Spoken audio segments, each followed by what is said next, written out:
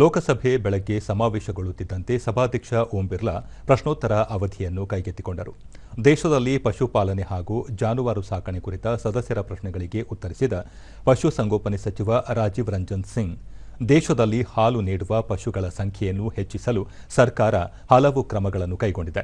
ಭಾರತ ಜಗತ್ತಿನ ಅತ್ಯಂತ ದೊಡ್ಡ ಹಾಲು ಉತ್ಪಾದಕ ದೇಶವಾಗಿದೆ.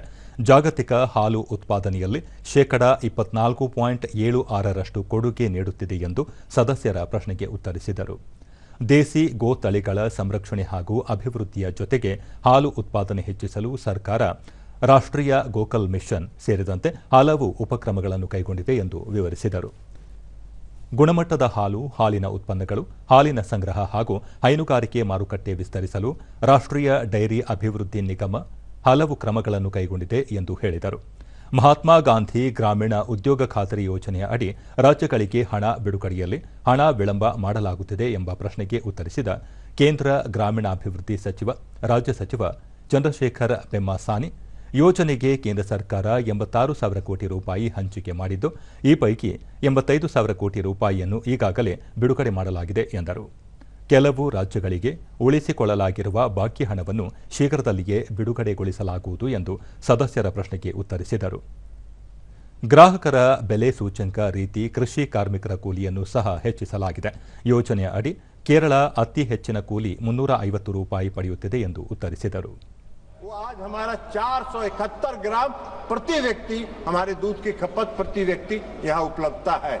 ये माननीय सदस्य को हमने बताया कि सेक्स सॉर्टेड सीमेन भी और मिल्क प्रोडक्शन में भी जो प्रगति हुई, कि दूध के उत्पादन के क्षेत्र में जो हम लोग काम कर रहे हैं और दूध का उत्पादन लगातार हमारा बढ़ रहा है।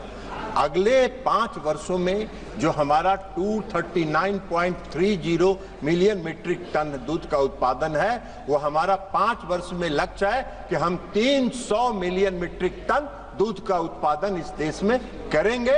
उस लक्ष्य पर हम लोग आगे काम कर रहे हैं।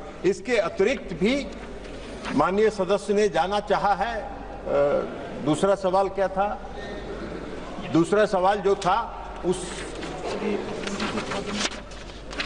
दूध उत्पादन के बारे में मैंने बताया कि दूध उत्पादन में आज हम लोग कर रहे हैं और उसको हम लोग आगे बढ़ा रहे हैं। चाहते हो और एजेंडों पर ತಮಿಳುನಾಡಿಗೆ ಮಹಾತ್ಮ ಗಾಂಧಿ ಗ್ರಾಮೀಣ ಉದ್ಯೋಗ ಖಾತರಿ ಯೋಜನೆ ಅಡಿ ಬಾಕಿ ಹಣ ಬಿಡುಗಡೆಯಲ್ಲಿ ವಿಳಂಬ ಮಾಡಲಾಗುತ್ತಿದೆ ಎಂದು ಆ ರಾಜ್ಯದ ಸದಸ್ಯರು ಪ್ರತಿಭಟನೆ ನಡೆಸಿದ್ದರಿಂದಾಗಿ ಕಲಾಪವನ್ನು ಸಭಾಧ್ಯಕ್ಷ ಓಂ ಬಿರ್ಲಾ ಅಪರಾಹ್ನ 12 ಗಂಟೆಯವರೆಗೆ ಮುಂದೂಡಿದರು.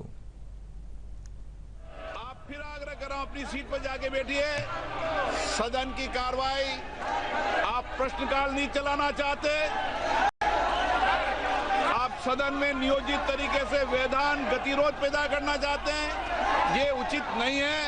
सदन की कार्रवाई आज 12 बजे तक के लिए स्थगित की जाती है।